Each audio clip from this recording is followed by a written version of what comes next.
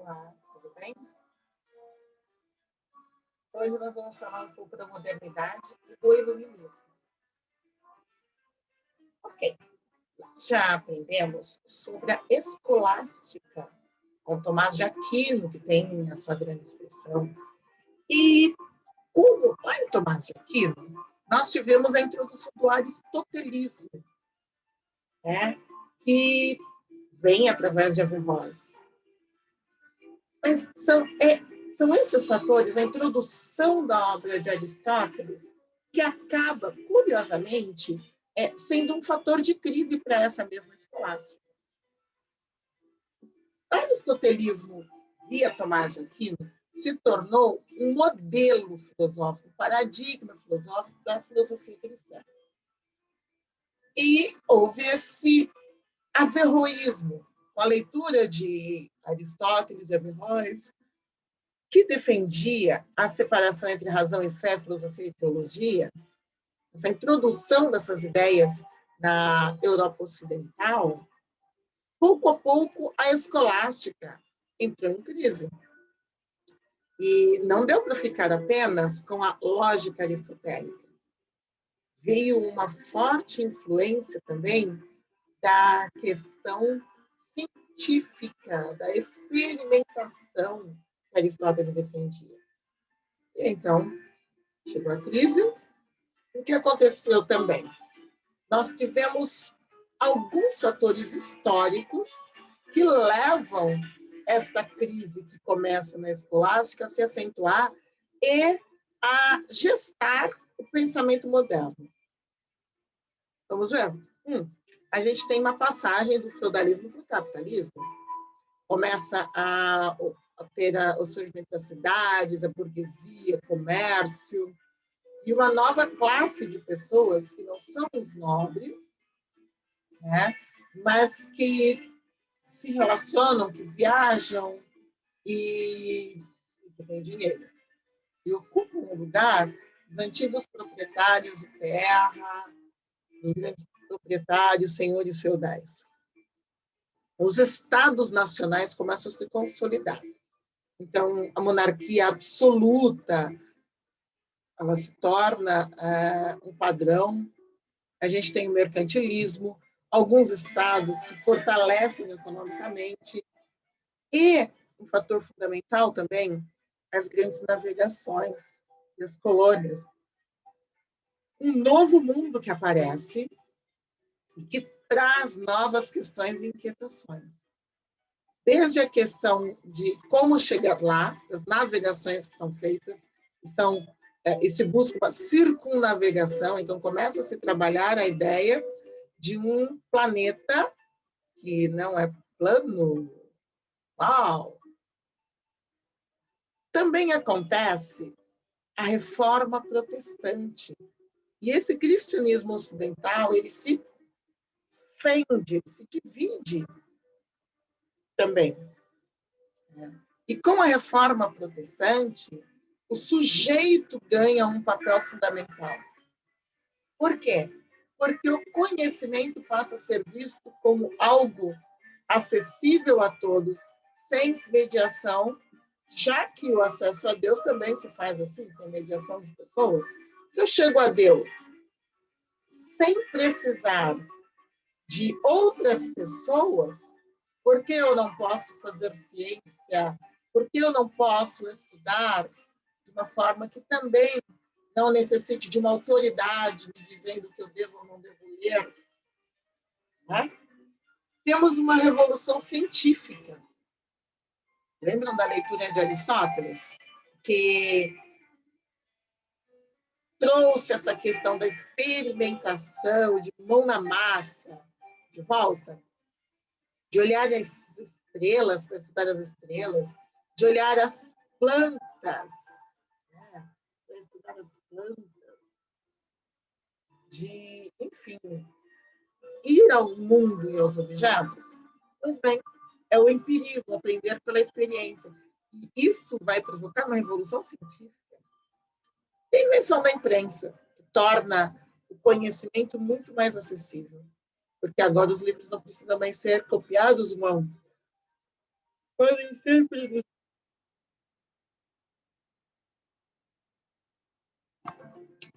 Bom, com isto, acontece uma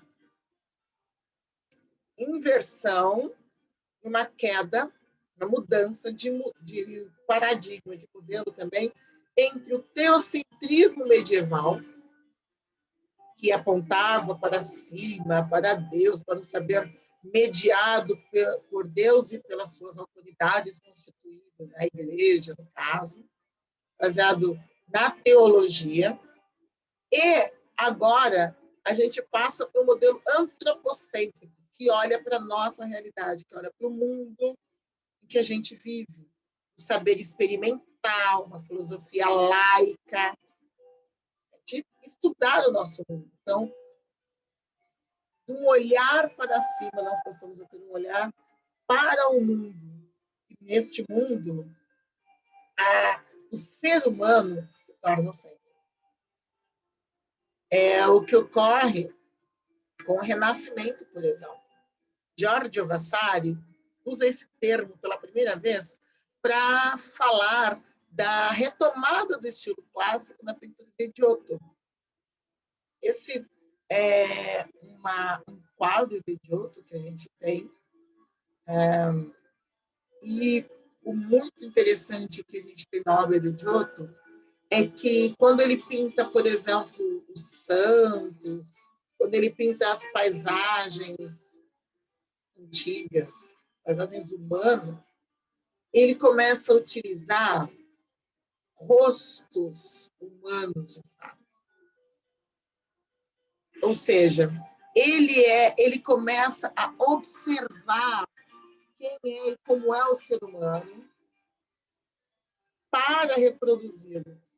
Isso difere do modelo de arte medieval, em que nós vemos pessoas que parecem que não pertencem a esse mundo, que não pisam aqui, até mesmo olhares mais etéreos. Giotto pinta gente com cara de gente, porque ele estuda o humano, o corpo humano, as pessoas, para pintá-las. Ele também é o primeiro a usar a perspectiva na pintura. Então, quando Giorgio Vasari tenta encontrar o nome, ele fala, é Renascimento. Estou vendo aí uma retomada no estilo clássico. Isso começa lá na Península Itálica e mostra que, muito mais que na arte, há uma retomada da exaltação do ser humano e os seus atributos. Razão e liberdade. Esse poema de Shakespeare, parte de uma peça, Hamlet, mostra um pouquinho isso, ao lado desta, que é uma pintura do homem vitruviano, também do Renascimento. Muito bem. O Shakespeare, no Hamlet, fala sobre a humanidade. Que obra-prima é o homem? Como é nobre sua razão? Que capacidade infinita! Como é preciso e bem feito em forma e movimento! Um anjo em ação, Deus no caimento, paradigma dos animais, maravilha do mundo. Percebe como aqui, diferentemente daquela filosofia, poesia, daquele período medieval em que se exalta Deus, nesse período a exaltação é do ser humano, que se torna a medida de todas as coisas.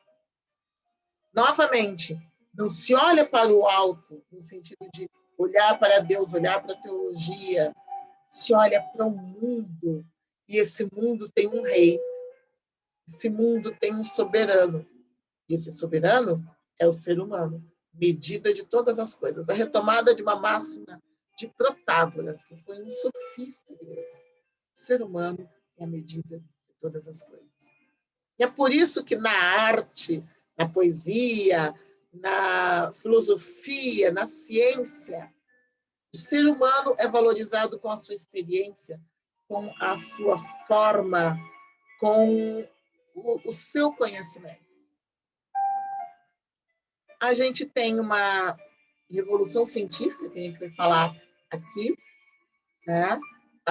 que se valida o modelo heliocêntrico, a observação experimental, e que tem duas grandes expressões. Francis Bacon, do século XVI, que valoriza o método experimental e ele propõe um modelo do método científico indutivo, que é observar, elaborar uma hipótese, testar, verificar, se possível corrigir. Ele trabalha principalmente a partir dessa questão. Observe o mundo. Elabore uma hipótese explicativa. Teste. Experimente. Veja se a hipótese funciona para confirmá-la ou não. Esse modelo científico elaborado por Francis Bacon é a base da filosofia empírica. E Galileu Galilei, primeiro que usou o telescópio com fins científicos e que ousou olhar para cima, não através do que os livros autorizados diziam, mas a partir do que os seus próprios olhos diziam. Olhando com o telescópio e observando, e a partir daí validando e defendendo a cosmologia heliocêntrica de Copérnico. Ele foi o pioneiro a juntar a matemática ao estudo da física, ok? Não é a culpa dele. Explicando. Ele juntou a matemática e a experimentação para a elaboração de modelos, de hipóteses, para observar, para verificar. E tendo estudado antes medicina, ele não se formou em medicina, ele se tornou um grande físico e que, principalmente, deixou um legado no estudo da cosmologia, no estudo do cosmos. Na política, a gente também tem isso. Durante o período medieval, quando se escrevia sobre política, se fazia na perspectiva de um modelo ideal a partir dos modelos bíblicos. Então, os livros se chamavam coisas como a cidade de Deus, Agostinho, assim, Tomás de Aquino, a cidade de Deus, que é basicamente como a Bíblia diz, como Deus gostaríamos que vivêssemos, como seria um modelo e um mundo ideal. No período do Renascimento, acontece uma coisa bem diferente. Se olha para o ser humano, se olha para o alto. Agora não é mais a cidade de Deus que tem observação, é a cidade dos homens. Maquiavel, o Nicolau de Bernardo de Machiavelli, que é entre o século XV e XVI, ele começa a estudar a política a partir da observação dos fatos. E ele vai olhar e ver que o poder, a luta pelo poder era intrínseca, era constitutiva do ser humano. E ele vai observar quais eram as técnicas utilizadas para conseguir o poder. Né? E Hobbes, lá do final do século XVI, também vai olhar para o ser humano, vai achar que o ser humano em estado de natureza, ver que no estado de natureza há uma guerra de todos contra todos. Ele entende que o homem é o lobo do homem, porque é um tentando ser o predador do outro. Mas ele propõe um modelo político para isso. É um modelo contratualista. E esse modelo não é algo como aplicação de leis bíblicas celestiais ou algo do tipo. Não. É um modelo de formação de um Estado por meio de um pacto de união, um contrato entre as pessoas que formam um pacto de união para que haja um Estado forte, absoluto, monárquico, em que se proteja, se preserve a vida de todos. Então, os homens abrem mão desta liberdade absoluta do estado de natureza para obter a preservação da vida, entregando esse direito de decisão a um deles escolhido, que é o monarca. Então, a gente tem novas filosofias políticas também. Isso prepara o caminho para o que vai acontecer no século XVIII, que é o iluminismo. O iluminismo, que a gente tem como século das luzes, ele é baseado no pensamento de que razão, ciência, tecnologia são como luzes que iluminam a escuridão terrena, né? E são capazes de impulsionar a nossa história para que nós possamos progredir. A razão é como essa luz. O principal instrumento do homem, a razão humana, como um instrumento humano para enfrentar os desafios da vida. E surge nesse contexto que a gente teve essa ascensão da burguesia, a Revolução Científica, a Revolução Industrial. A Revolução Científica levou a uma Revolução Industrial, né, na Terra. Desenvolvimento das ciências como química e biologia, por influência dos primeiros empiristas como Bacon e Galileu, por exemplo. Agora a gente tem outras áreas, como física, química e biologia, que desenvolvem-se a partir da observação e experimentação e aplicação de um modelo matemático. E a gente tem, no iluminismo, quais características? Estudos que se voltam para o mundo concreto, real, terreno, o mundo de gente que está inserida aqui. Há ciências como a linguística, por exemplo, que surgem aí. Por quê? Porque com a descoberta dos tais novos mundos, das Américas, é preciso registrar, entender essas línguas e ensinar a língua europeia do colonizador. Então, desenvolve-se a linguística, uma necessidade humana. A geografia, que vai se dedicar a descrever este planeta, que se descobre que é muito maior do que se pensava, estes mares, essas montanhas novas, e como navegá-las. Uma biologia que descreve desde a circulação do sangue humano até a anatomia dos pequenos peixes. Uma química que será fundamental na Revolução Científica.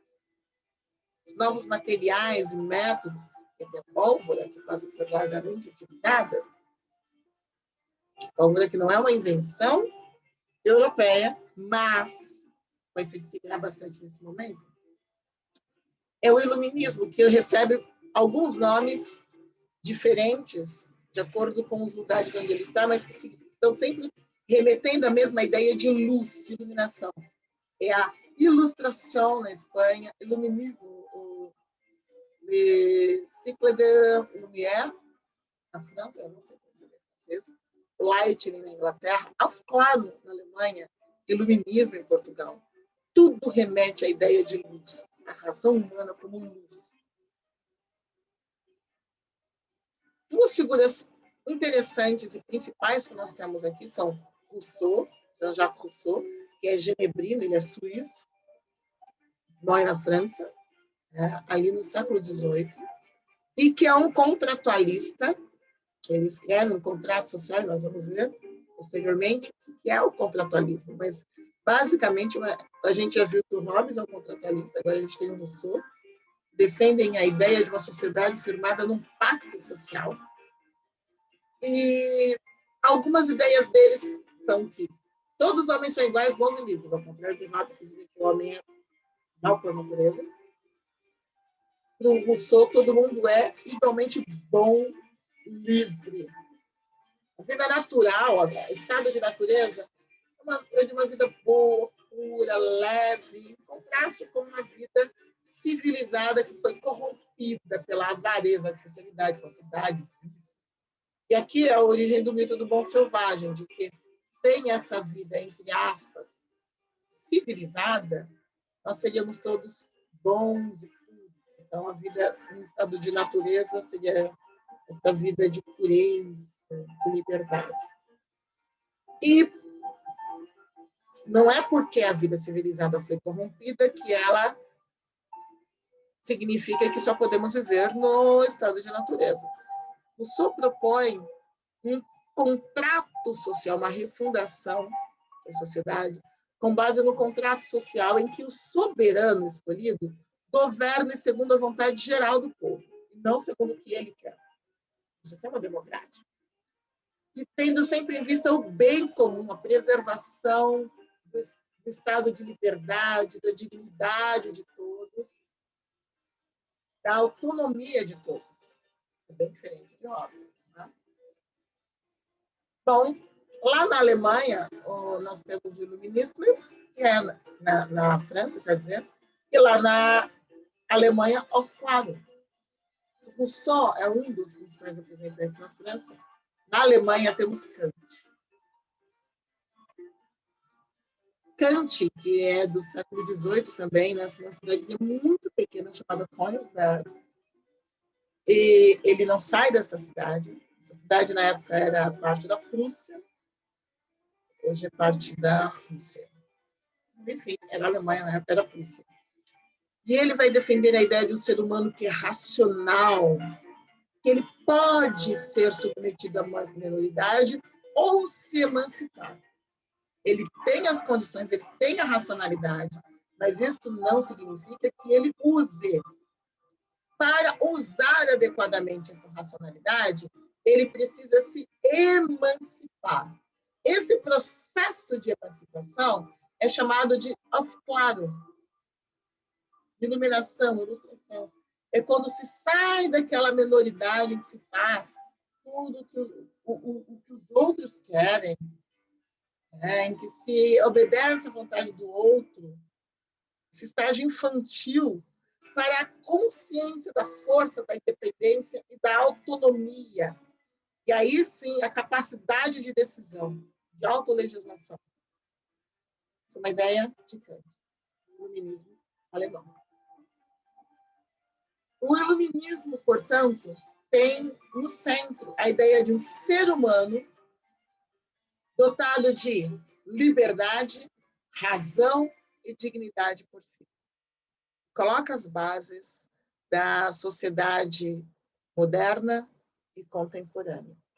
Isso é fundamental para o surgimento de coisas como a ideia dos direitos humanos, a dignidade e liberdade humanas imprescindíveis, as ideias de democracia, das ideias de democratização do conhecimento. Isso é o iluminismo. Ok? Obrigada e até a próxima.